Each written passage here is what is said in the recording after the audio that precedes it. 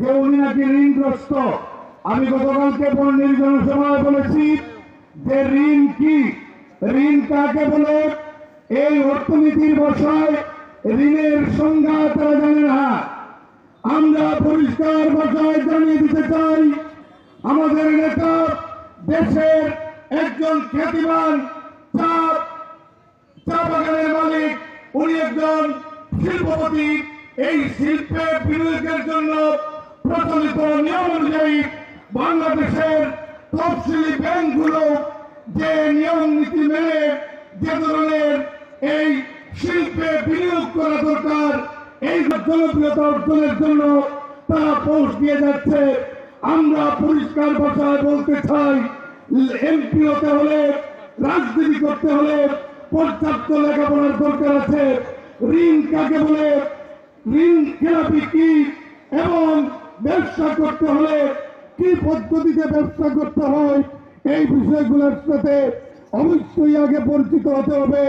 প্রিয় বন্ধুরা আমার, আমি প্রশ্ন রাখতে চাই, বিগত 15 বছর যখন আপনারা সংকটে ছিলেন, সমস্যায় ছিলেন, জামাত সহ বিএনপি এবং বড় লেখাবাসী, তখন জামাতে ইসলামের প্রিয় আমিনুল ভাই কোথায় ছিলেন?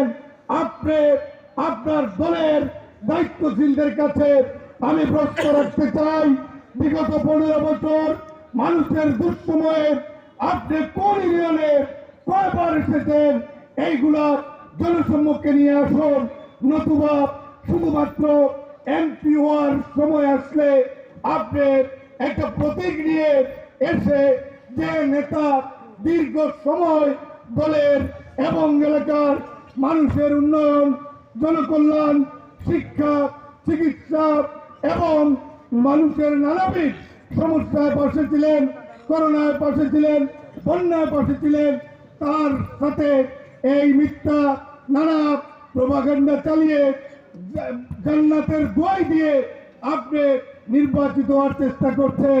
এটা বাদ দিয়ে রাজনীতিবিদ হিসাবে আপনি সাহস থাকলে আপনি প্রমাণ করুন, আপনি ভিডিও ক্লিপগুলা সামাজিক যোগাযোগ মাধ্যমে দেন, দিয়ে প্রমাণ করুন বিগত এই দেশের দুঃসময়ে, মানুষের দুঃসময়ে আপনি মানুষের পাশে ছিলেন।